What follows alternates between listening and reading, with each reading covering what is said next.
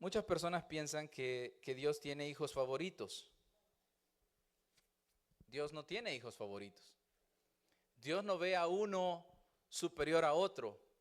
Dios no le da un trato preferencial a unos y a otros los descuida. Dios no tiene hijos a quienes les da más bendiciones que a los demás. Esa es una idea equivocada que nos llega del mundo. Y nosotros pensamos, nos creemos el cuento de que Dios a algunas personas los trata mejor que a otros. Eso haría un Dios imperfecto. Eso haría un Dios injusto.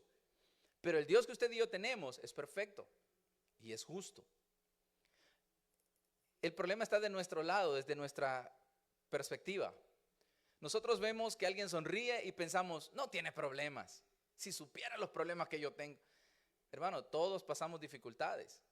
Absolutamente todos. Y Dios le da a cada persona la prueba según la puede soportar. Así está escrito. ¿Sí o no? Dice la palabra de Dios que no nos dejará ser tentados más de lo que podemos resistir. Que juntamente con la tentación dará la salida para que podamos soportar. Entonces Dios no tiene favoritismos con nadie. Le digo esto porque hoy vamos a hablar de el buen pastor. Y va a ir conmigo al libro de Ezequiel en el capítulo 34, por favor.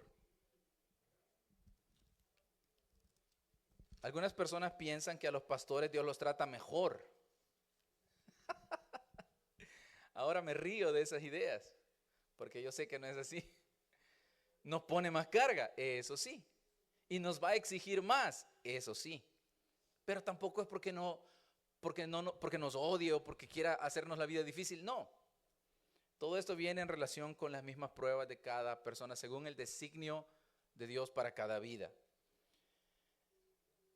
Hay una imagen que se ve con claridad en el Antiguo y en el Nuevo Testamento, y es que Dios es el buen pastor que cuida y que protege a sus ovejas. El Señor se ha aplicado ese título a Él mismo. Dios es el buen pastor. En la antigüedad o en los lugares donde todavía se practica el pastoreo de ganado o de ovejas, los pastores cuidan de sus rebaños en medio de dificultades, de tormentas, en medio de sequías. Los pastores siempre están buscando pasto comestible para sus rebaños, ya sean ovejas, ya sea ganado mayor, cualquiera que sea el tipo de rebaño que se pastoree. Los pastores tienen la responsabilidad de cuidarlos, de proveerles el pasto adecuado, el pasto digerible, comestible y digerible, que sea de mayor beneficio para el ganado. Y cuando atacan bestias hambrientas, bestias salvajes, los pastores también tienen la responsabilidad de cuidar de ese rebaño. Estas cualidades, necesita ciertas cualidades el pastor de ovejas, el pastor de ganado, necesita ser leal, no puede dar por perdida una oveja, necesita ser valiente para enfrentarse a los peligros y necesita tener compasión. Si esas tres cualidades no están en un pastor de ovejas, de ganado, de animales, no es un buen pastor, fácilmente da por perdido un animal. O viene un animal, viene una fiera salvaje y la ataca y mejor se hace a un lado para que no lo vaya a dañar a él. El animal que se pierda, hay muchos como quiera.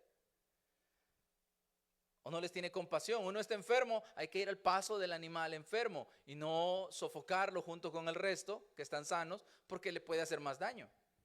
Todas esas son características comunes de los pastores de animales. Y todas estas características se relacionan con Dios. Ahora, cuando Dios delega la responsabilidad de cuidar a su pueblo a líderes, también los denomina pastores, se aplica la figura.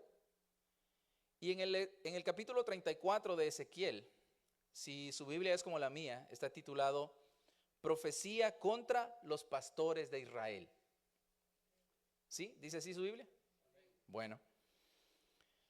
En primer lugar vamos a hablar del descuido. Cómo los pastores humanos descuidan a los rebaños. Y aquí ya no vamos a hablar de ovejas. A partir de este momento hablamos de personas. Cómo los pastores modernos, los líderes modernos descuidan a las personas que están bajo su liderazgo. Entienda que en este punto no solo nos referimos a la autoridad espiritual o en lugares espirituales, sino también aquellas personas que tienen autoridad en lugares que no tienen nada que ver con la iglesia.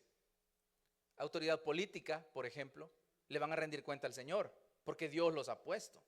Los reyes, los presidentes, los gobernadores, los alcaldes, toda persona en autoridad tiene que rendirle cuenta a la máxima autoridad. ¿Ha leído usted lo que dice Romanos? No hay autoridad sino de parte de Dios. ¿Sí? ¿Ya lo he leído? No todos. Pues así dice Pablo. No hay autoridad sino de parte de Dios. Y las que hay, por Dios han sido establecidas. Eso quiere decir que cualquier persona en autoridad le va a rendir cuenta a Dios, que es la fuente de la autoridad. Ezequiel vivió, como dijimos al principio del estudio de este libro, en una época en que Israel estaba en cautiverio. Israel fue llevado cautivo a Babilonia, producto de la idolatría, producto de la falta de consagración a Dios. Nunca ha quedado sin castigo la falta de consagración a Dios. Y Dios es especialmente estricto con su pueblo, para que vea que Dios no tiene favoritos. No es que a su pueblo lo va a tratar, le va a dejar pasar todo, y a los inconversos, a los rebeldes, esos los va a tratar con la punta del pie. No, Dios le exige especialmente a su pueblo, porque lo conocemos. Por eso, cuanto más autoridad Dios nos da, más nos va a exigir. Cuanto más el Señor nos confía, más nos pide de regreso. Resulta que el Israel del tiempo de Ezequiel había sido mal administrado políticamente por sus líderes. Los reyes no habían sabido mantener al pueblo fiel a Dios. Los profetas en ese tiempo no habían cumplido su función 100%. Y aunque Jeremías, el profeta anterior a Ezequiel, fue fiel en todo lo que hizo, ya el pueblo estaba contaminado. Cuando yo vine a Renovación, en mi corazón había una preocupación. Ya empecé a hablar, ahora tengo que ser honesto. En mi corazón había una preocupación. Yo dije, yo no sé cómo le han enseñado a esta congregación. Y venía a mi mente enseñado muchas veces acerca de Ezequiel, que Ezequiel tuvo que profetizar a una nación rebelde que ya no escuchaba nada. Y Dios le dijo a Ezequiel, te voy a dar y a Jeremías y a Ezequiel, te voy a dar cara de piedra, para que no te aunque no te hagan caso y aunque te avergüencen y aunque te quieran lastimar, no te vas a ofender. Y yo muy dentro en mi corazón yo decía, ¿y cómo será esa congregación a la que voy a ir? ¿Y si no entienden? ¿Y si no obedecen? ¿Y si han sido mal administrados? Y me toca a mí como a Ezequiel poner la cara de piedra para aguantar todo. Gracias a Dios no fue así que tranquilo, ya, relájese. Suelte la respiración. Gloria a Dios. No, me encontré al contrario, con un pueblo enseñable. Me encontré con una congregación enseñable, dócil. Y yo le doy gracias al Señor por eso. El Señor conocía mi preocupación. Bueno, Ezequiel está profetizándole a una nación dura. En palabras de los profetas mayores, dura de cerviz. Como el buey que cuando le ponen el yugo lo bota. No se deja manejar, no se deja dirigir, no se deja guiar. Pues el pueblo del tiempo de Ezequiel era un pueblo difícil, porque sus líderes los habían hecho difíciles. Sus líderes les habían dado demasiada libertad en lo espiritual y cada quien hacía lo que le daba la gana. Por eso ahora están cautivos en una nación extranjera. Y ahora viene Ezequiel y empieza a profetizar contra los que han dirigido mal al pueblo, a los falsos pastores. Porque no crea usted la mentira que corre también en nuestra sociedad, de que los pastores son como los reyes de las congregaciones y hacen lo que les da la gana. Y hay de aquel que hable contra el pastor. Eso es una falacia. Eso es una mentira de Satanás. Delante de Dios, todos nosotros somos ovejas, usted y yo. Usted y todos los líderes de todas las congregaciones, todos estamos exactamente al mismo nivel de Dios, delante de Dios. Por cuestiones administrativas, Dios tiene que poner un liderazgo, como en el hogar, hombre y mujer. ¿No ha leído usted que delante de Dios ya no hay varón ni mujer, sino que los dos son uno? El varón no es más importante, aunque es cabeza. ¿Pero por qué es cabeza? Para el orden, para que haya un orden. Porque si los dos lideran, va a haber un momento en que van a chocar. Tiene que haber un acuerdo. Este dirige, el otro se somete. No porque este sea mayor y el otro menor, sino que delante de Dios los dos son iguales. Pues aquí todos somos ovejas, hermano. Todos somos ovejas. El problema es que nosotros queremos siempre ser superiores a los demás. Y por eso algunos de nuestros hermanos pastores se han inventado que al pastor no se le toca, que al pastor no que se le debe obedecer en todo, hasta en las locuras, que se le debe dejar pasar todo, hasta los pecados. Y eso no es así. El Señor aquí habla a los pastores y tome nota de esto y guárdelo. Si usted un día ya no está en renovación, a donde vaya, no se olvide de esto. El pastor no está por encima de la palabra de Dios. Nunca, ningún pastor está por encima de la palabra de Dios. Por muy erudito que sea, por muy famoso que sea, o por mucho dinero que haya acumulado, ningún pastor está por encima de la autoridad de la palabra. Si un pastor no obedece el mandamiento de la palabra, es un falso pastor. No está haciendo el trabajo para Dios. Por lo tanto, usted no está en la obligación de someterse a un pastor que no se somete a la palabra de Dios. ¿Estamos claros ahí? Eso es si un día usted no está en renovación, pero usted va a estar aquí. Bueno, Ezequiel 34 del 1 al 6. Vino a mí palabra de Jehová, diciendo, 2, hijo de hombre, profetiza contra los pastores de Israel. Profetiza y di a los pastores, así ha dicho Jehová el Señor. Ay de los pastores de Israel que se apacientan a sí mismos. ¿No apacientan los pastores a los rebaños?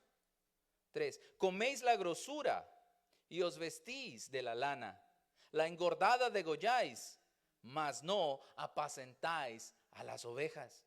No fortalecisteis las débiles, ni curasteis la enferma, no vendasteis la perna quebrada, no volvisteis al redil la descarriada, ni buscasteis la perdida, sino que os habéis enseñoreado de ellas con dureza y con violencia. 5, y andan errantes por falta de pastor, y son presa de todas las fieras del campo, y se han dispersado. 6, anduvieron perdidas mis ovejas por todos los montes y en todo collado alto y en toda la faz de la tierra fueron esparcidas mis ovejas y no hubo quien las buscase ni quien preguntase por ellas. El profeta empieza aquí a denunciar a los líderes oportunistas que entran al ministerio no por un compromiso con el Señor, no por amor al pueblo de Dios, no por amor al cuerpo de Cristo, sino que entran porque ven un beneficio para ellos, personal. A ver, ¿qué hay ahí para mí? ¿Cuánto voy a ganar? ¿Cuánto voy a sacar? ¿Cuál va a ser mi salario? ¿Cada cuánto me lo van a subir? Déjeme ver cuáles son mis prestaciones. Mi seguro médico tiene que ser el mejor. Ya allí, mire, hay congregaciones, especialmente en este país, bueno, me imagino que en otros países también, países desarrollados, pero hay congregaciones que le ofrecen todas esas prestaciones y mucho más a un pastor sin que exija nada. Qué bueno, tienen la capacidad de hacerlo, gloria a Dios por eso. En sus membresías hay gente con una gran capacidad económica y pueden suplir cantidades increíbles de fondos. Pero cuando un pastor pone su mirada primero en el beneficio para él, antes que lo que va a servir para la iglesia, antes que lo que puede proveer para el pueblo de Dios, ahí hay un problema. Esto es un pastor condenable, un pastor de quien el profeta dijo, ay de los pastores. ¿Qué cree que significa ese ay? Dolor, pobrecito de los pastores de Israel. Pobres de los pastores de Israel, que se están apacentando. ¿Qué dijimos que era apacentar? ¿O no lo hemos dicho? No dijimos, pero usted ya sabe qué es apacentar. En el caso del ganado, de la oveja, es llevarlos a comer hierba, pasto. Apacentar es llevarlos a comer. Pues estos pastores se llevan a comer a sí mismos. se apacientan a sí mismos. Es decir, lo único que buscan es aquello que les beneficie a ellos. A la iglesia no le beneficia, no importa, al pastor le beneficia. La iglesia está mal, no importa, el pastor está bien. Y por lo tanto todo está normal, todo está bien, todo está tranquilo, pero porque él tiene todo lo que necesita. Ay de los pastores de Israel que se apacientan a sí mismos. Estoy en el 2, al final. ¿No se supone que apacienten a los rebaños? ¿Qué no se supone que el pastor apacienta al rebaño? No, pero este pastor no. Este pastor deja las ovejas en el campo, él se mete a un McDonald's y él está comiendo, y las ovejas que se tiren por el barranco, que se las coma un lobo, que coman una hierba venenosa. No importa, él está tranquilo comiendo. La figura, hermano, yo sé que usted la entiende ya perfectamente. Pastores que ellos están bien y la congregación puede estar muriéndose de hambre espiritualmente y le dan a la congregación solamente comida chatarra. ¿Cómo es en inglés? Junk food. ¿Cuál es la característica de la comida chatarra? Sí, sí. No tiene nutrientes, no nutre, llena, sí. Usted se siente lleno, se come una pizza, usted se siente lleno, ¿sí o no? Pero no es una satisfacción consistente, no es algo que le vaya a nutrir realmente. Es decir, lo engaña pues. Le hace sentir que ya comió, pero realmente su cuerpo no absorbió nada. La mayoría es grasa, como dijo el hermano. No lleva toda la serie de nutrientes que son necesarios para el cuerpo. A la vuelta de unos pocos años de comer solo comida chatarra, el colesterol elevadísimo, triglicéridos ni se diga, la presión altísima y diferentes cosas. Hace unos años, cuando dirigíamos jóvenes, vimos un documental cuando empezaba a hacerse popular YouTube, para que se haga una idea hace cuánto tiempo. Vimos un documental que hizo un muchacho norteamericano, que él se propuso comer desayuno, almuerzo y cena solo McDonald's. Creo que se llama Super Size Me. Ya, háganme de talla grande. Y él se decidió a comer solo McDonald's, desayuno, almuerzo y cena, y que si le ofrecían hacerle grande el combo por $1, él siempre iba a decir que sí, solo que no se lo ofrecieran. Terminó tomándose unos galones de soda, así, un vaso enorme, parecía una cubeta, y las papas enormes. Mire, el hombre se propuso hacerlo por, no recuerdo si eran 40 días o 2 meses, o era un mes, no recuerdo. Pero cuando iba por el día 20, él empezó, antes de empezar la dieta, se fue al médico. Se midió, se pesó, le midieron la densidad muscular, la cantidad de grasa en el cuerpo, lo hicieron todo científicamente meticuloso. Cuando iba por el día 21, le dijo el doctor: termina esto si no quieres morirte. Corta este experimento loco si no te quieres morir. Su hígado se había llenado de grasa. El volumen de él había aumentado más de un 30 o 40% de volumen. Él sacaba imágenes de su cuerpo. Bueno, ya entendió el punto. Hay pastores, hay líderes que solo le dan comida chatarra. ¿Cuántos quieren ser bendecidos por el Señor?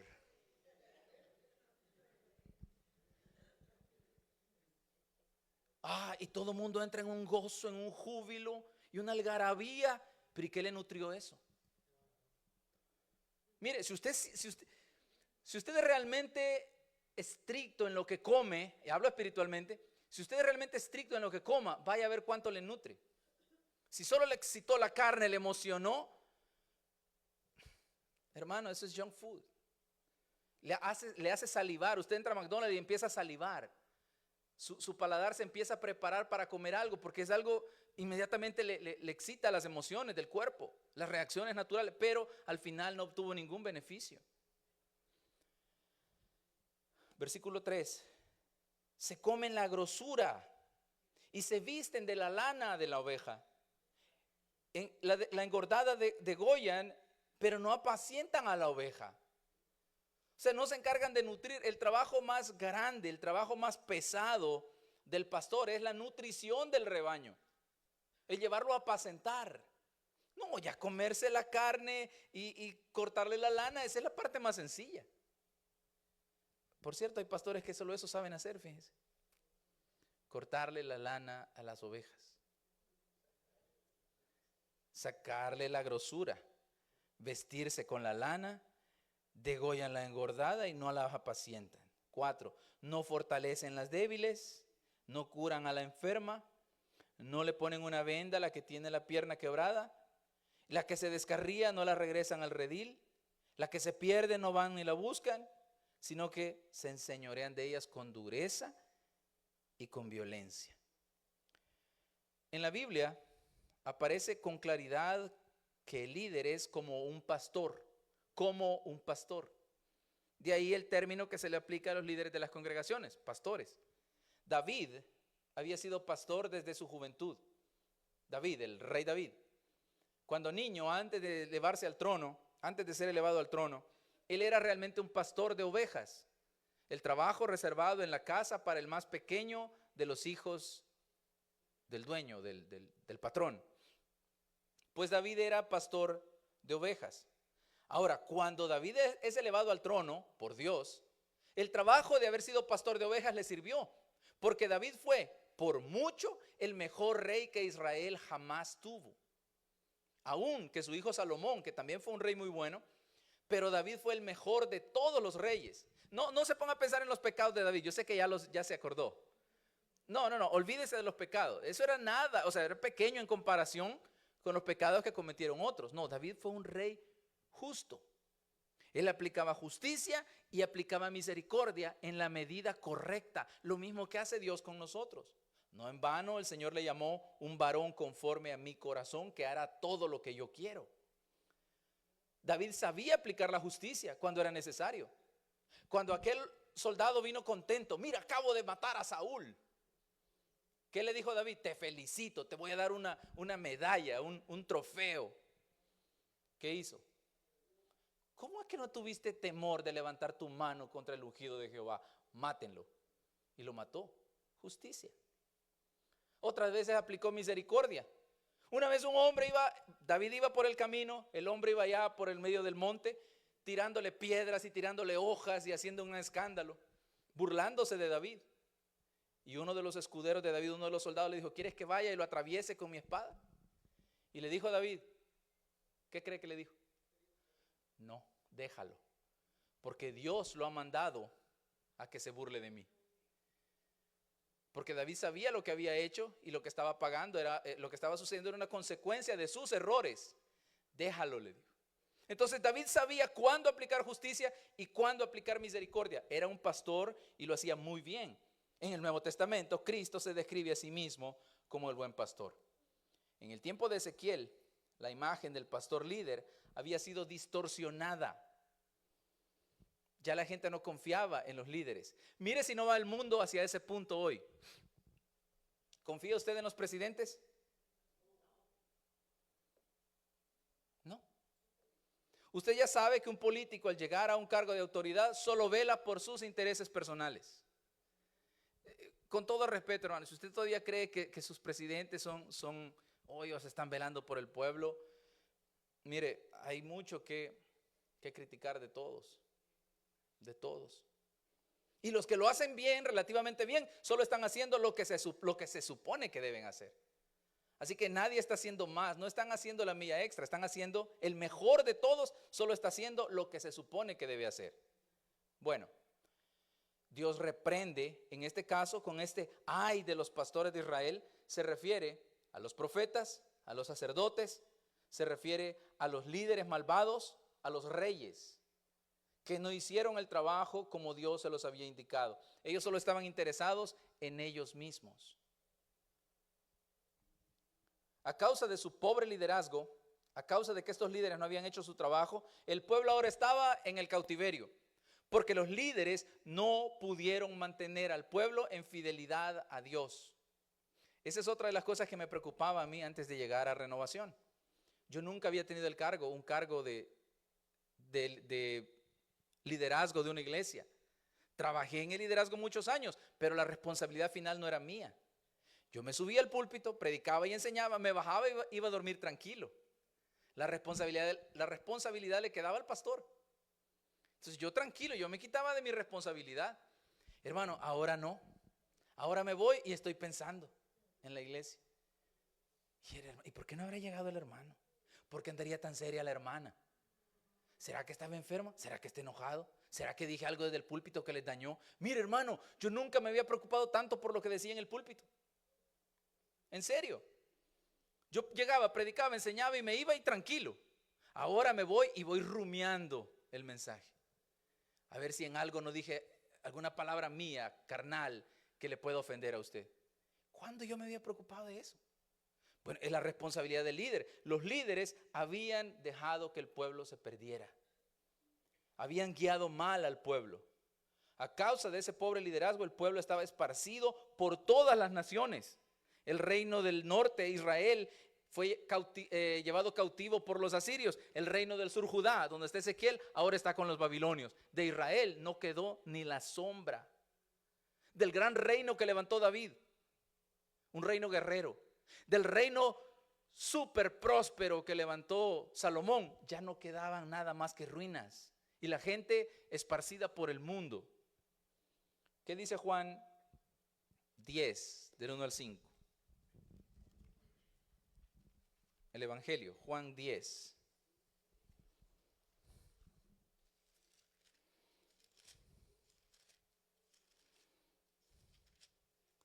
De cierto os digo, Jesús hablando. ¿Lo tiene? El que no entra por la puerta en el redil de las ovejas, sino que sube por otra parte, ese es ladrón y salteador. Mas el que entra por la puerta, el pastor de las ovejas es. A este abre el portero y las ovejas oyen su voz y a sus ovejas llama por nombre y las saca. Y cuando ha sacado fuera todas las propias, va delante. ¿Sí? Va delante de ellas y las ovejas le siguen. ¿Por qué? Porque conocen su voz, mas al extraño no seguirán, sino huirán de él, porque no conocen la voz de los extraños. Dios ha puesto líderes a su rebaño para que lo guíen en compasión, misericordia, en bondad. Eso es difícil en una cultura egoísta como la que vivimos hoy. Vivimos en una cultura egoísta. Y si usted no lo reconoce, usted puede caer presa del egoísmo en cualquier momento. Vivimos en una cultura egoísta, la cultura del yo. La cultura del yo, que solo lo que a mí me interesa, solo lo que a mí me satisface es lo que importa. Todo lo demás que se caiga en pedazos. Yo estoy bien, no importa. ¿Quiere un ejemplo actual? Yo tengo papeles que se lleven a todos los indocumentados.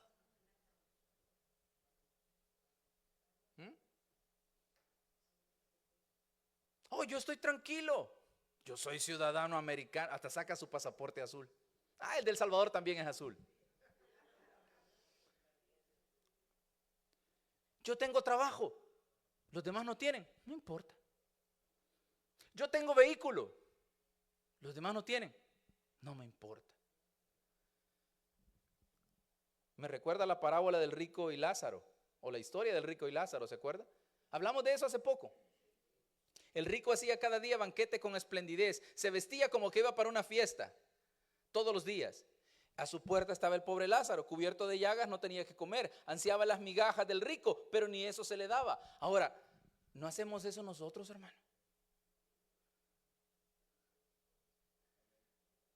Alardeamos de aquello en lo que somos excelentes. O de aquello de lo que tenemos mucho, especialmente en presencia del que no tiene nada. Mire, yo he visto ricos que no se pueden entender. ¿Por qué? Porque ninguno puede impresionar al otro. No le interesa. Al rico le interesa rodearse de pobres que no tienen nada para que todo el tiempo estén, wow, todo lo que usted tiene. No, pero con otro que tenga lo igual, no, se ven como enemigos. Vivimos en una cultura egoísta. Entonces los líderes ahora, regresemos a la iglesia. Los líderes ahora también buscan la manera de sobresalir por encima de los demás. Y hay una competencia voy a usar una palabra, perdón, una competencia tonta entre ministros. ¿Cuántos miembros tiene tu iglesia? Un pastor a otro. ¿Cuántos miembros tiene tu iglesia? Pero en la mente ya está viendo cuántos tiene él. Si su iglesia tiene 100 y el otro le dice, la mía tiene 200, ya se siente mal. Pero si tiene 100 y el otro le dice, tengo 50, ok, no, yo tengo 100.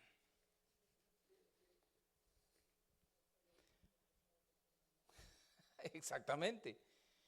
Esto es difícil mantener la idea de ser un buen líder, un buen pastor en una sociedad, en una cultura donde estamos centrados en nosotros mismos, en el egoísmo. Hermano, no vaya a caer usted presa de esto. Los líderes oportunistas van a ser eliminados por Dios. Tengo que decir esto, el líder no solamente debe ser de una congregación o de un lugar grande, sino en la casa. Usted es líder en su casa.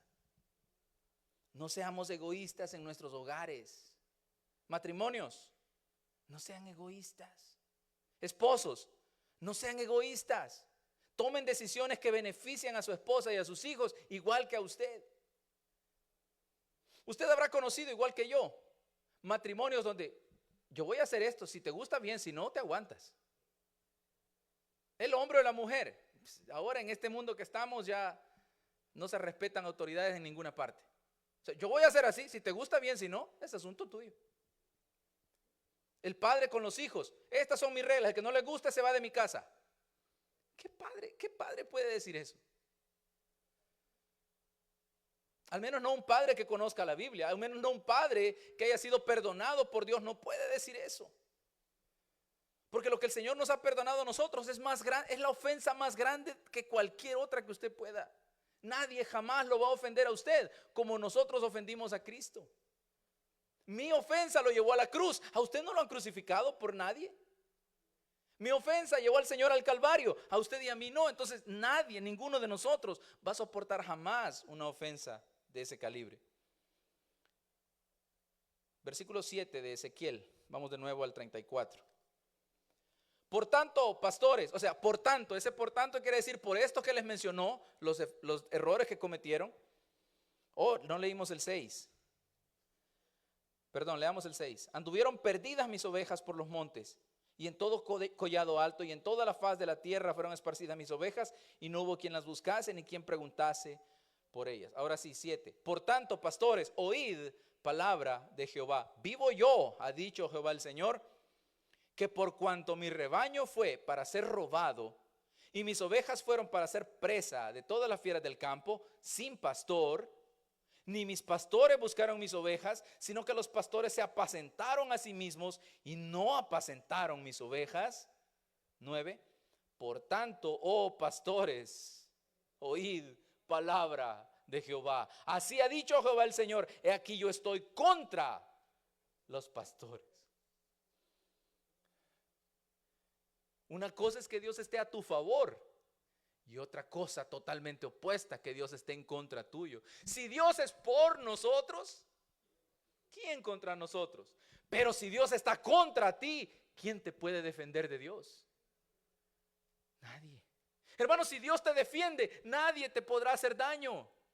Nadie te podrá hacer frente en todos los días de tu vida, le dijo Dios a Josué.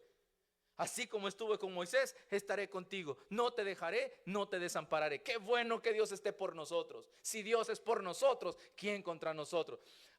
Pero lo opuesto, hermano, es grave. Si Dios está contra ti, nadie te puede defender de Dios. ¿Dónde se esconderá? ¿Se esconderá alguno, dice el Señor, en algún escondrijo, en alguna cueva donde yo no lo vea? El salmista dice, si en el cielo, si en las estrellas me escondiere, hasta allá me va a guiar, me va a derribar tu mano. ¿Cuál estábamos? 10. Así ha dicho Jehová el Señor, he aquí yo estoy contra los pastores y demandaré mis ovejas de su mano y les haré dejar de apacentar las ovejas, ni los pastores se apacentarán más a sí mismos, pues yo libraré mis ovejas de sus bocas y no les serán más por comida. Esto a mí me daba miedo, hermano. Esto a mí me da miedo. Pensar en torcer un día la voluntad de Dios para con una congregación. Créame que no entiendo cómo algunos pastores tienen la capacidad de dormir sabiendo que no han apacentado al rebaño, sino que solamente están buscando su propio beneficio. Dios dice: les haré dejar de apacentar las ovejas, ni los pastores se apacentarán más. Asimismo, pues yo libraré mis ovejas de sus bocas y no les serán por comida. Muchos líderes del tiempo de Ezequiel habían perdido de vista la santidad de la función. Perder de vista la santidad de la función de liderazgo. El profeta, su función es santa. El rey, su función era una función santa. Los sacerdotes, su función era una función santa. Hoy los pastores de iglesia, nuestra función es una función santa. El padre de familia, su función es una función santa. La madre de familia, su función es una función santa. Cualquier tipo de autoridad de la que el Señor nos invista, cualquier autoridad que nos delegue, es una función santa. Y los pastores de Israel habían perdido de vista la santidad de esa función. No es por nuestras capacidades, hermano, es por su misericordia. Por la misericordia del Señor es que usted y yo tenemos las funciones que ahora estamos haciendo, que estamos desarrollando. Pero Dios no se iba a quedar de brazos cruzados mientras ellos se aprovechaban de su pueblo. Él los puso, sí. Hay pastores que dicen: a mí el Señor me puso y a mí nadie me saca de aquí. Hermano, eso es grave. Mire, eso es no conocer al Dios que decimos alabar. El mismo profeta Daniel dice: Él quita reyes y Él pone reyes. O sea, usted no está en una función hasta que usted quiera. No, es hasta que Dios quiera. Si Dios quiere, yo voy a seguir al frente de mi familia. Si Dios quiere, yo voy a seguir al frente de la iglesia. Si Dios quiere. Si Él no quiere, me quita en cualquier momento. Y a usted también, de cualquier cargo de autoridad que tenga. En la empresa que usted trabaja, si usted tiene alguna autoridad, es porque Dios quiere. No es por nosotros, es por Él. Ahora, nosotros, líderes, para proteger al pueblo de Dios, ¿cómo se protege? ¿Cómo se apacienta al rebaño de Dios? ¿Cómo se protege a la gente de Dios, al pueblo de Dios?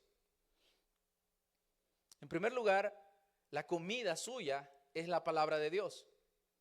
Yo no puedo traer junk food para darle. Yo no puedo venir aquí, pegar 3 gritos, unos 2 amenes, unos 4 aleluyas y hacer lo que usted salte de la banca y ya usted se va tranquilo para su casa lleno, satisfecho. ¿De qué? De aire. Usted va a sentir que fue a la iglesia, pero no va a haber ningún beneficio en usted. Mi tarea y la tarea de cualquier líder responsable es preparar un alimento espiritual extraído de la palabra de Dios. Esto es lo que nutre. Que no le va a emocionar, probablemente no le emocione. Probablemente no sienta deseos de decir gloria a Dios, aleluya a cada momento. Pero va a ir nutrido. Y cuando venga la prueba, cuando venga la dificultad, usted no va a poder decir: a mí yo no sabía, a mí nadie me dijo, el Señor no me advirtió. No, el Señor sí va a advertir. La responsabilidad del líder del pastor debe ser un hombre de la palabra de Dios. El pastor debe consumir la palabra de Dios y preparar la comida en base a la palabra de Dios. Debe también tener unción. ¿Qué es unción? Es la inspiración del Espíritu. Es inspiración de Dios. Unción no es darle 4 puñetazos al púlpito. Eso no es unción. Usted no necesita inspiración de Dios para golpear el púlpito, para gritar, alzar la voz. La inspiración de Dios usted la va a sentir en su espíritu. Y usted va a estar nutrido, usted se va a ir satisfecho. Y esa satisfacción va a ser visible, el beneficio va a ser visible en todas las áreas de su vida. Deben ser, los líderes espirituales, deben ser gente de la palabra y gente del Espíritu, que estudien la palabra y actúen bajo la inspiración del Espíritu, que alerten a los demás de los peligros del pecado. Usted tiene suficiente capacidad para reconocer las artimañas del diablo. la debe tener. Pero el líder va a ver en algún momento algo que a usted se le pudo haber escapado. Porque tuvo una semana difícil en el trabajo, porque está pasando una situación complicada, alguna enfermedad de un ser querido, y probablemente usted sus defensas espirituales estén bajas. Sus líderes vamos a estar ahí observando de lejos. Al ver acercarse un peligro, le vamos a advertir. Ahora, si usted se enoja con sus líderes porque le advertimos del pecado, ¿qué podemos hacer ahí? ¿Forzarlo? ¿Obligarlo? Cuando se trata del pecado, hermano, usted tiene que ser la persona que tome la decisión de alejarse del pecado. Yo le puedo advertir, los hermanos le pueden advertir, pero si usted no toma la decisión personal, ahí ya no cabe la figura de la oveja. Porque la oveja sí realmente no tiene poder de decisión. A la oveja la saca de un hoyo, sale corriendo y se vuelve a tirar. Pero usted y yo no, usted y yo pensamos más. Pero la última palabra la tiene usted. Estas advertencias deben ser necesarias. Así que anticipadamente, si un día yo le advierto de un pecado que veo venir sobre usted, si un día yo le advierto de una falsa doctrina, me faltaba esa. Hay falsas doctrinas que se están colando en la iglesia. El otro día, no voy lejos, esta semana que pasó, yo me puse a seguir una página de estudios bíblicos, no recuerdo el nombre, y aunque me acordara no se lo diera para que no vaya a ir a buscarla. Y estaban haciendo unos estudios bíblicos tan preciosos, profundos, yo lo sentía profundo. Usaban textos, usaban el lenguaje griego, el hebreo, traían palabras en latín, algo profundo. Yo dije, esto está interesante. Y empecé a seguir la página. Leí unos cuantos artículos. De repente cayó uno que decía que no toda la Biblia es palabra de Dios. Que la palabra de Dios solamente es la Torá, los primeros 5 libros, de Génesis a Deuteronomio. Y que nosotros hemos repetido tantas veces que toda la escritura es palabra, que toda la Biblia es palabra de Dios, que ya nos la creemos, que fueron los católicos los que escogieron los libros, etcétera, etcétera. Mire, hermano, me dio una decepción y yo dije, pero todo iba tan bien. Y de repente la falsa doctrina. De repente, mire, eso es lo que hace el diablo. Te arregla algo bien bonito, que se vea atractivo para que usted lo tome y lo traiga hacia usted y lo abrace o se lo trague, y después sale el gancho, sale el anzuelo y ya usted quedó enganchado. Las falsas doctrinas están a la orden del día y yo se lo he dicho muchas veces y se lo voy a decir cuantas veces sea necesario. Hermano, cuando esté en YouTube, cuando esté en las redes sociales, no abra su corazón a todo y su mente a todo y no diga amén a todo. Por favor, colabore con el trabajo de cuidar su corazón y su mente. Porque usted, el día que no viene a la iglesia, se pone a ver 4 videos en YouTube y siente que con eso ya compensó. Hay gente que no vale la pena escuchar, hermano. Y al principio suena bien, suena bíblico, suena espiritual, suena de autoridad, suena de unción, suena de poder. Pero después saca el anzuelo y lo engancha. Tenga cuidado con eso. Por favor, ya no sé cómo decírselo. Hasta por favor se lo estoy pidiendo. Hoy el Señor sigue interviniendo al cuidado de su pueblo. Dios no va a dejar que su pueblo sea engañado. Dios va a juzgar a los pastores que no hacen el trabajo como corresponde. Dios los puso. Eso es indiscutible. Pero el hecho de que Dios lo haya puesto no quiere decir que siempre va a ser todo perfecto, que los pastores vamos a hacer todo perfecto. Cuando el pastor se descarríe, si el pastor se pierde en la doctrina, no lo siga. El apóstol Pablo dijo, aun si nosotros o un ángel del cielo les predica un evangelio diferente del que les hemos anunciado, sea anatema. No le diga amén a todo, ni del púlpito y mucho menos de su teléfono.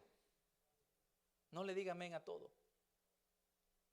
ni le dé like, porque entonces le van a mandar más de lo mismo. Él quiere que los suyos ayuden a los demás. Versículo, ¿cuál estábamos? 10. Así ha dicho Jehová el Señor: yo estoy contra los pastores y demandaré mis ovejas de su mano y les haré dejar de apacentar las ovejas, ni los pastores se apacentarán más a sí mismos, pues yo libraré mis ovejas de sus bocas y no les serán por comida. 11. Porque así ha dicho Jehová el Señor: he aquí yo mismo iré a buscar mis ovejas y las reconoceré. Como reconoce su rebaño el pastor el día que está en medio de sus ovejas esparcidas, así reconoceré mis ovejas y las libraré de todos los lugares en que fueron esparcidas el día del nublado y de la oscuridad. Sigamos leyendo.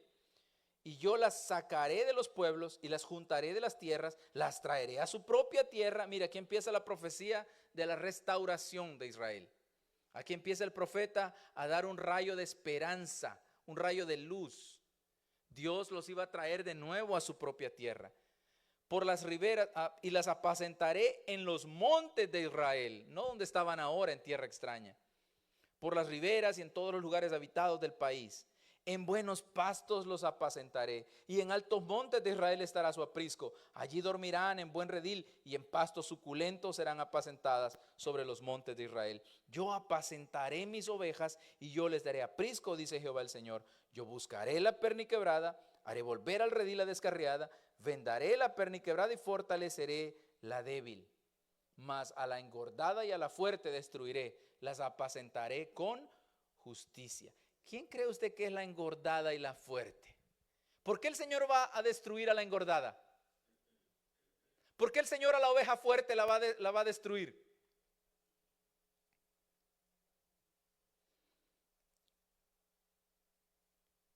Le dije que todos somos ovejas, ¿no? Los pastores también somos ovejas. Pero hay pastores que se apacientan a sí mismos y solo ellos engordan. Y no me refiero a gordura natural, no me refiero al cuerpo. Me refiero a solo él está siendo beneficiado. Entonces el Señor, aquel que solo fue para beneficio personal, lo va a destruir. Porque no se ocupa de los demás. Porque no le importa lo que suceda a los demás. Viene la figura del político de nuevo a mi mente. Los políticos viven de lo mejor, hermano. Voy a hablar del único país que yo conozco mejor, de El Salvador. Hubo gente que llegaron pobres a la presidencia y salieron multimillonarios de ahí. Porque se apacentaban a sí mismos. A mí me enseñaron, yo crecí con esta ideología. Tú naciste en un país pobre, el país es pobre, no te puede proveer todo. Somos el tercer mundo. Y yo me grabé eso en la cabeza. Somos el tercer mundo. Aquí hay solo pobreza, aquí nunca vamos a tener nada porque esto es pobreza. Las escuelas no te dan nada. No puedes optar a un buen trabajo porque probablemente ni vayas ni estudies en la universidad porque el país es pobre. Pero los líderes sí se estaban apacentando y apacentando muy bien. Entonces el Señor dice: voy a destruir a la oveja engordada y a la fuerte. ¿Por qué? Porque representa a aquellos que solo se nutrieron del rebaño. En el pasaje, en este pasaje que viene, Ezequiel empieza a dar una sombra de lo que sería la liberación futura de Israel. El Señor iba a venir como pastor. Él ya no iba a confiar en los hombres para pastorear. Él iba a venir. En el versículo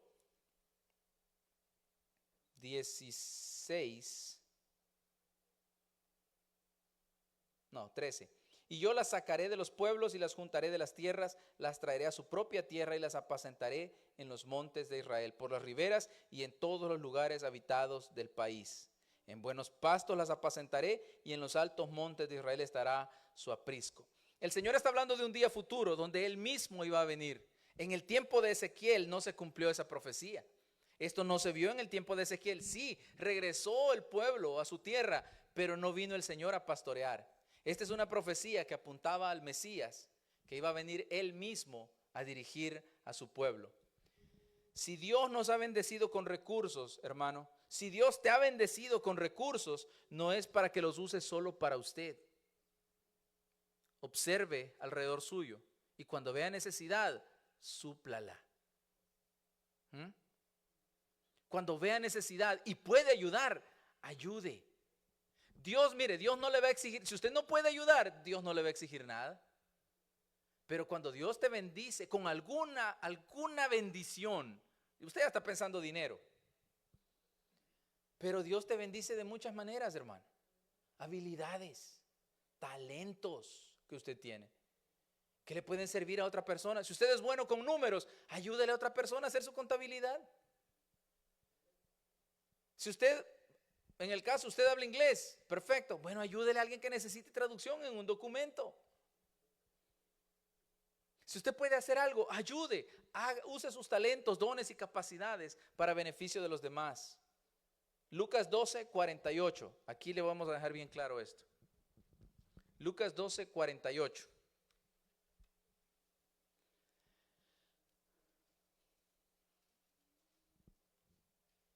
La segunda parte, después del punto y coma.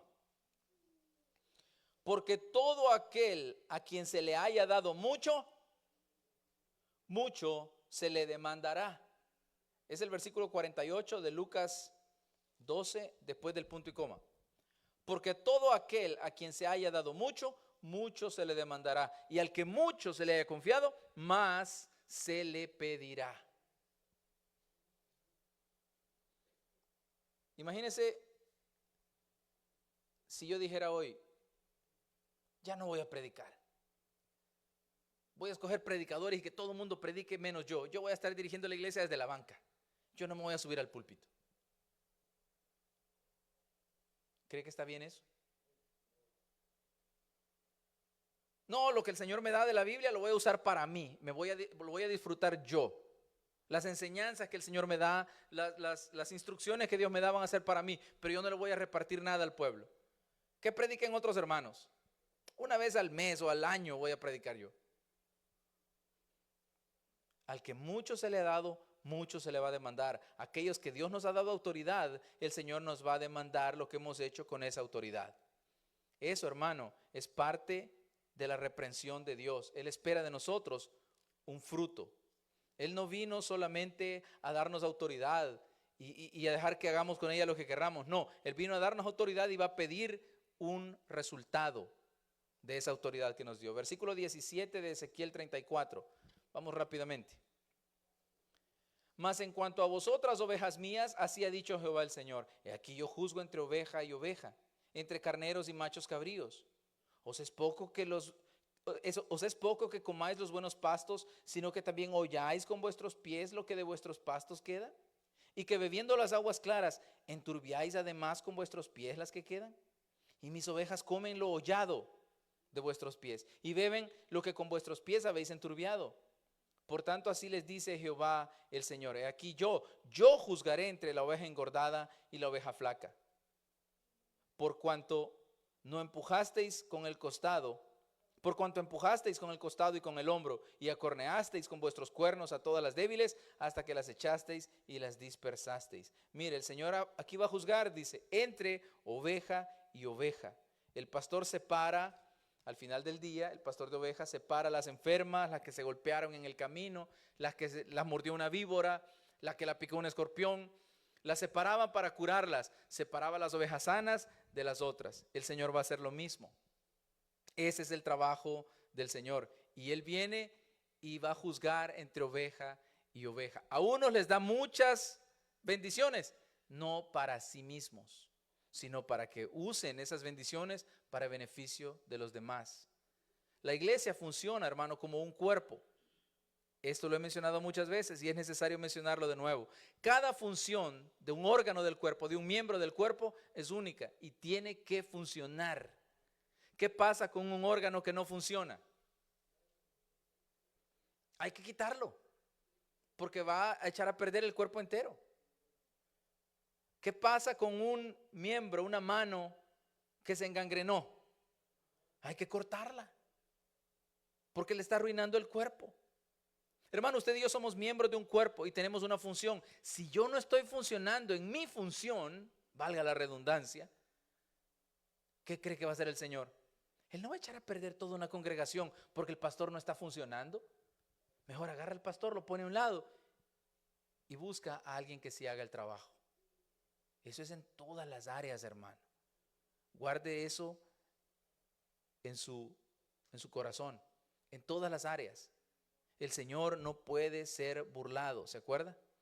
Él les quitará el poder no solo a aquellos que han hecho lo malo como líderes, sino también entre ovejas, entre las ovejas, aquellas que comen pero ensucian la comida de las otras, pisotean el pasto de las otras o enturbian el agua de las otras. Una de las características que Dios quiere ver en nosotros los cristianos es que nos preocupemos por las necesidades de los demás. Ovejas egoístas no tienen lugar en el cuerpo de Cristo. Ovejas egoístas, el Señor no las va a soportar. El Señor espera de nosotros que nos ocupemos, que nos aseguremos que los demás tengan lo necesario. Y esa es una tarea de todos nosotros. Que todos tengamos todo lo necesario. ¿Alguien ha leído cómo era el mundo de la iglesia primitiva? Usted va a pensar que quiero instaurar el comunismo en Renovación. No, es solo un ejemplo. En la iglesia primitiva, alguien tenía un terreno, pero había gente que no tenía ni qué comer. Entonces del corazón de aquel salía, voy a vender este terreno para que todos tengamos que comer. Y lo hacían, ¿sí o no? ¿Cuándo fue la última vez que usted escuchó una predicación sobre la iglesia primitiva? No conviene. No conviene. Usted no va a ver en las redes sociales a nadie predicar de la iglesia primitiva, porque no nos conviene. Al contrario, lo que se exalta es que usted cada vez tenga más, no menos. Y todos vamos buscando eso, acumular. La acumulación nos gusta. Dijo un predicador una vez, cuando Dios te bendice es para que seas un centro de distribución, no de acumulación. Porque usted tiene la bendición de hacer producir, otro no lo tiene. Si alguien no tiene lo mismo que usted, no lo juzgue de haragán precipitadamente. Es porque a esa persona no se le ha dado la bendición que usted tiene de hacer producir. ¿Tiene problemas usted para entender eso o no? ¿O lo entiende bien? ¿Seguro? Solo allá los hermanos lo entendieron. Aquí lo entendió el hermano también. Dios quiere que su pueblo muestre hacia los demás la misma compasión y misericordia que Él muestra con cada uno de nosotros. Hermanos, si Dios fuera egoísta, si el Señor hubiera sido egoísta, ni siquiera hubiera venido a la tierra. O habiendo venido cuando lo quisieron hacer rey, que fue más de una vez que quisieron hacer rey a Cristo, Él se hubiera dejado coronar. Pero Él le dijo al propio Pilato, a la autoridad de aquel tiempo, le dijo, mi reino no es de este mundo. Y usted que sigue a Cristo, su reino tampoco está en este mundo. Deje de gastar su vida en construir su propio reino.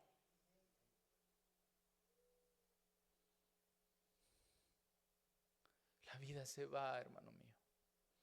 La vida se va. La vida de mi papá terminó el lunes a las 10 de la noche. La vida del hombre que me dio la vida se terminó. La vida nuestra se va a terminar. Y lo único a lo que usted no va a faltar jamás es al encuentro cara a cara con el Señor, con su pastor. Yo solo soy un delegado, uno que actúa en representación. Usted un día se va a encontrar cara a cara con su verdadero pastor. ¿Y con qué cara se va a presentar delante de él? Señor, mira todo lo que acumulé, Señor. Mira todas las escrituras de todas las tierras que yo tenía en la tierra. Y cree que el Señor le va a decir, wow, qué sorprendente. Mira, tenías un terreno allí en Houston, wow. De Él es la tierra y su plenitud. Usted no va a impresionar al Señor con eso. Señor, mira, yo tenía una colección de vehículos. Usaba uno para cada día de la semana. Usted no va a impresionar al Señor con eso.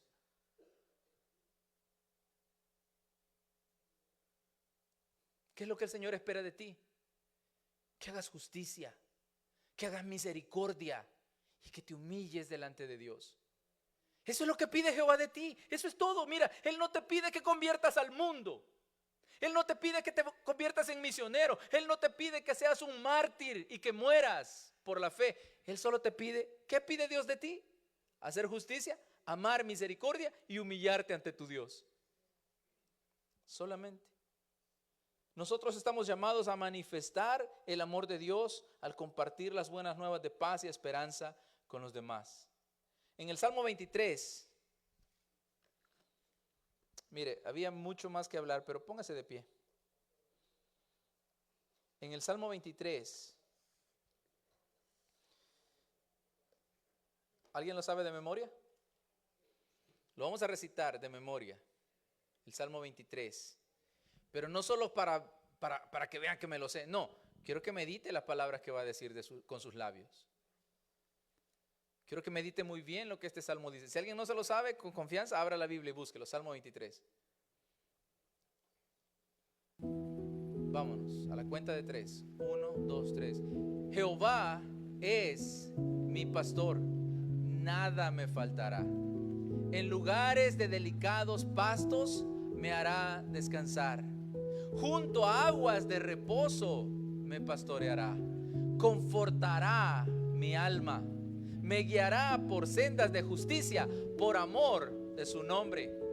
Aunque ande en valle de sombra de muerte, no temeré mal alguno, porque tú estarás conmigo. Tu vara y tu cayado me infundirán aliento. Aderezas mesa delante de mí en presencia de mis angustiadores. Unges mi cabeza con aceite, mi copa está rebosando.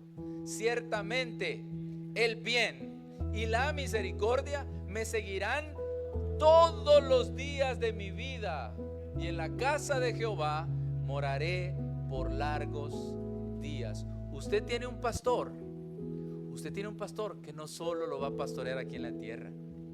Usted tiene un pastor que un día le va a tomar la mano y lo va a llevar al otro lado. El Salmo 48, 14 me parece. Este Dios es Dios grande. Él nos guiará aún más allá de la muerte. El lunes ese pastor tomó la mano de mi papá y lo llevó al otro lado. Y yo espero el día que también me tome a mí de la mano, porque Él ha prometido que Él siempre va a estar con nosotros. Un pastor así es el que a usted le conviene. Hermano, no defraudemos a ese pastor. No defraude a ese pastor tan bueno. Fuera de Él no hay otro. Fuera de Él no queda nada. Fuera de Él usted puede tener todo lo que se le antoja en la tierra, pero fuera de Él no importa, no vale, no sirve nada.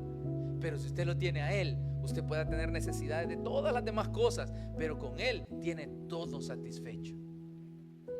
Mire, Él no depende de las fluctuaciones del mercado. Él no depende de que el oro suba de $5,000 y que la plata suba de 100. Él no depende de que el Bitcoin se vaya a las nubes.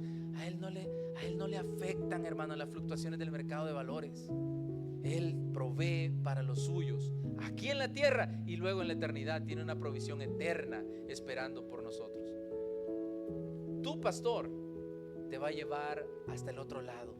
Él no te va a dejar de la mano. Haga la parte que nos corresponde. Humíllese ante Dios. Humillémonos ante Dios. Padre bueno, en el nombre de Jesús, yo te doy gracias, mi Señor, por este privilegio de compartir con tu pueblo un mensaje, Señor, que toca mi corazón en lo más profundo. Yo te doy gracias porque sé, Señor, que la muerte es una realidad. La muerte, Señor, está allí siempre, atenta, esperando el momento en que nuestros nombres sean solicitados en tu presencia, y la muerte nos va a llevar a tu presencia. Señor, la muerte no es un enemigo, dejó de ser un enemigo en el Calvario. Tú venciste la muerte, Señor. La muerte ya no es más nuestro enemigo, es el vehículo que nos lleva a tu presencia, a todos aquellos que hemos creído en ti. A nosotros la muerte ya no nos aterroriza. Señor, sabemos perfectamente, como dijo el apóstol Pablo, para nosotros el morir también es ganancia. Mi Señor, bendice a tu pueblo en esta noche. Que podamos, Señor, humillarnos bajo la poderosa mano de Dios para ser exaltados cuando fuere tiempo. Está escrito, Señor, y yo lo creo. Enséñame, Señor, enséñame a vivir humillado. Enséñame a vivir no con jactancia ni con vanagloria por un cargo o cargos que pueda tener. Enséñame a vivir en humillación delante de ti, Señor, en humildad delante de tu pueblo, para poder dirigirles hacia ti, Señor, no hacia mis caprichos, no hacia mis antojos, sino hacia ti, que puedan ver a ti. Padre mío, cada uno de nosotros en este lugar tenemos diferentes grados de responsabilidad y autoridad, algunos en sus hogares, algunos en sus trabajos, otros aquí también dentro de la iglesia. Que podamos ejercer esos cargos de autoridad con la debida responsabilidad, sabiendo que de ti hemos recibido, Señor, la encomienda, y a ti te vamos a dar cuenta. Padre, perdona a nuestros hermanos ministros que se han equivocado, pretendiendo que ellos son la máxima autoridad, cuando que realmente eres tú la máxima autoridad. Perdónanos, Señor, perdónalos. Ayúdanos a enmendar nuestros pasos. Que cada vez que tomemos una decisión lo hagamos pensando en que es para gloria tuya, no para beneficio de nuestro propio estómago. Que cada vez que tomemos una decisión la hagamos pensando en que glorifique tu ya glorioso nombre, y no porque nos beneficie a nosotros en lo material. Señor, aleja de nosotros la avaricia. Padre mío, aleja la codicia de nuestro corazón. Sé que hay hermanos y hermanas en medio de tu pueblo que son muy bendecidos, Señor, que les has dado una mente sagaz, les has dado una inteligencia superior en esa materia y son capaces de hacer producir cualquier negocio en el que pongan sus manos. Gracias por haberles dado esa habilidad, pero es para que compartan con aquellos que no tienen ese privilegio. Señor, eres bueno y tú has establecido así tu reino en este mundo. Tu reino en este mundo está establecido sobre principios no terrenales, no egoístas, no mundanos, sino principios nobles, principios de santidad, de honor, de amor, de justicia. Gracias. Oh buen pastor, guíame. Oh buen pastor, pastoréame. Señor, necesito que tú me guíes. Necesito, Señor, que tú me apacientes. Padre mío, apacienta mi vida, apacienta mi ser, apacienta mi espíritu, mi alma. Nútreme, Señor, nútreme cada día. Y dame lo suficiente, Señor, para compartir con mis hermanos. Que no se agote el manantial, que no se seque la fuente. Que en todo, Señor, podamos nosotros, unos a otros, edificarnos en amor. Edificarnos unos a otros en amor. Que yo pueda, según lo que tú me confieras, que según lo que tú me des, edificar a mis hermanos, y que ellos puedan edificarme también a mí en retribución. Estamos en esta tierra porque te necesitamos, Señor. Necesitamos vivir de acuerdo con tu mandamiento. Padre, nútrenos, suple todo lo necesario. Te pido, Señor, si algún hermano o hermana en esta noche, en este lugar, tiene una necesidad que nosotros no podemos solventar, Padre mío, ayúdale. Y si nosotros aquí alrededor podemos ayudarle, déjanos saber esa necesidad para poder hacer lo que podamos. Señor, gracias. Despídenos en paz de esta reunión. Lleva con bien a mis hermanos a sus hogares, que puedan descansar tranquilamente en esta noche, recuperar sus energías. Mañana van a sus trabajos, que lo hagan con alegría y no quejándose, que lo hagan con alegría y disfruten la tarea que realizan con sus manos para ganar el sustento y compartir con sus seres queridos y con aquellos que tienen necesidad, porque tú, Señor, no dejarás que sus manos permanezcan vacías.